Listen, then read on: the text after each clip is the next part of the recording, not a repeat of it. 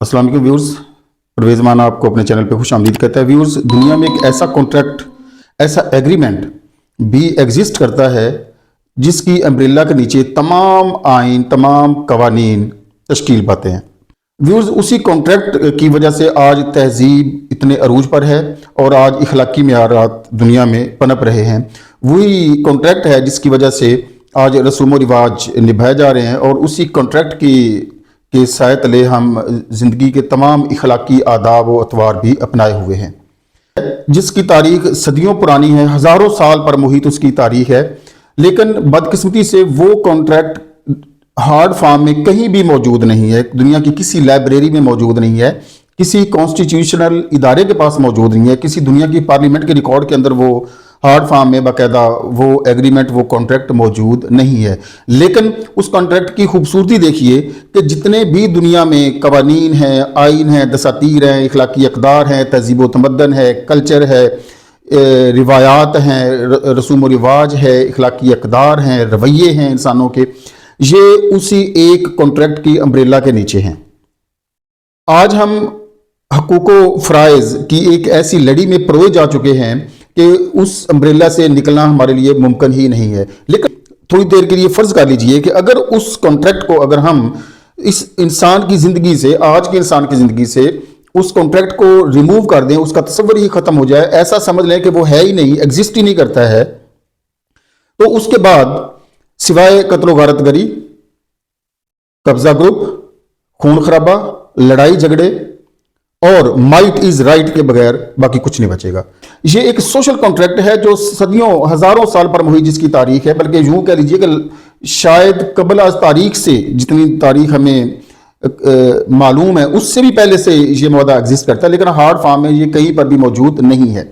और तमाम आज के कवानीन, तमाम आज के इखलाकी रवैये, तमाम तहजीब व तमद्दन, तमाम आज की तहजीब का अरूज, तमाम रसूम व रिवाज, रिवायात, ये इसी की मरहून मिन्नत हैं।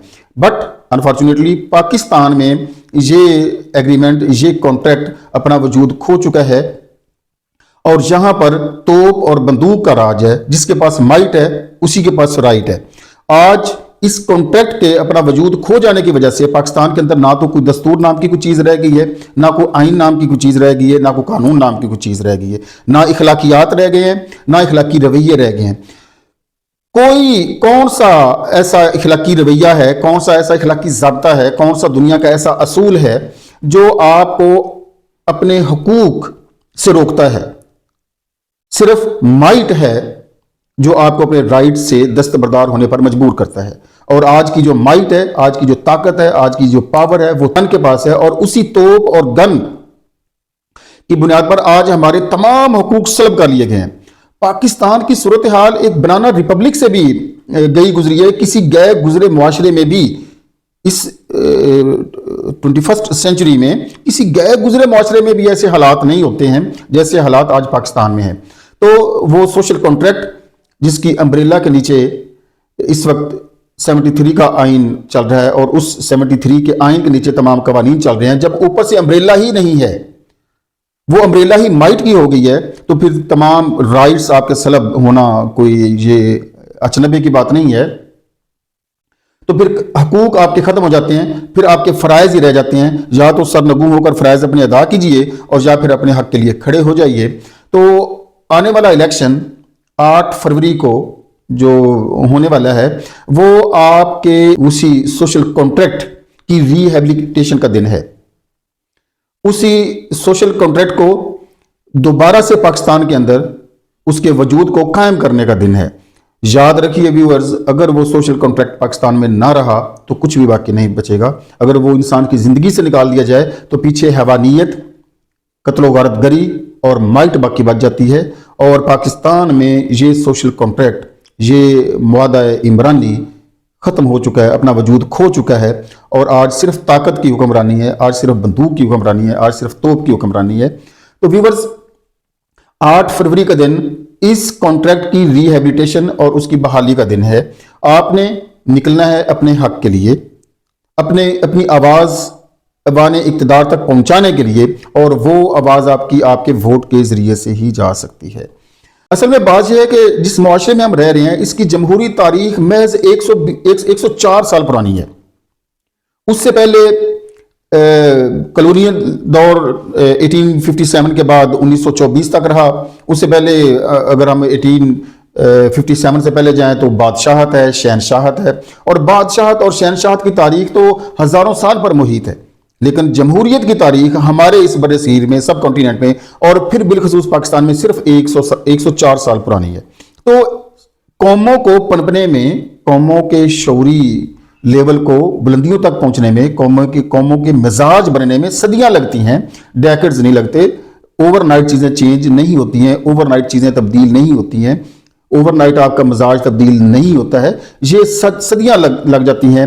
یہ کئی صدیوں پر محیط یہ دورانیہ ہوتا ہے کہ انسان قوموں کا مزاج، قوموں کی طبیعت، قوموں کی تہذیب عروج پر جائے. آج یورپ جو عروج پر ہے تو وہ 15ویں اور 16ویں صدی سے ان میں جمہوری اقدار کا آغاز ہو گیا تھا. تو اس کے بعد آہستہ آہستہ آج وہ تہذیب و تمدن کی بلندیوں کو چھو رہے ہیں. تو بر صغیر سب کانٹیننٹ میں، پاک و ہند میں بالعموم اور پاکستان کے اندر بالخصوص ابھی تک ہم غلامانہ ذہنیت سے نکل ہی نہیں پائے ہیں. دیکھیے تقریباً 100 سال ہونے کو آیا ہے، ابھی ہم اس غلامی کی زندگی، اس غلامانہ مزاج سے باہر نہیں نکل سکے ہیں. ابھی تک ہم تابعداری، فرمانبرداری کے رویے ترک کرنے کے لیے تیار نہیں ہیں. تو یہ ابھی صدیاں لگیں گی ہمارے مزاج کو جمہوری مزاج میں تبدیل ہونے کے لیے. ابھی ہمارا غلامانہ مزاج ہے. تو بہرحال جس مائٹ نے ہمارے رائٹس کو سلب کر لیا ہے اور اس سوشل کانٹریکٹ کو پاکستان سے اکھاڑ پھینکا ہے، اس کا وجود ہی تقریباً ختم کر کے رکھ دیا ہے، اس سوشل کانٹریکٹ کی ری ہیبلیٹیشن کا دن ہے 8 فروری. آپ کے رائٹس کو مائٹ سے چھیننے کا دن ہے 8 فروری.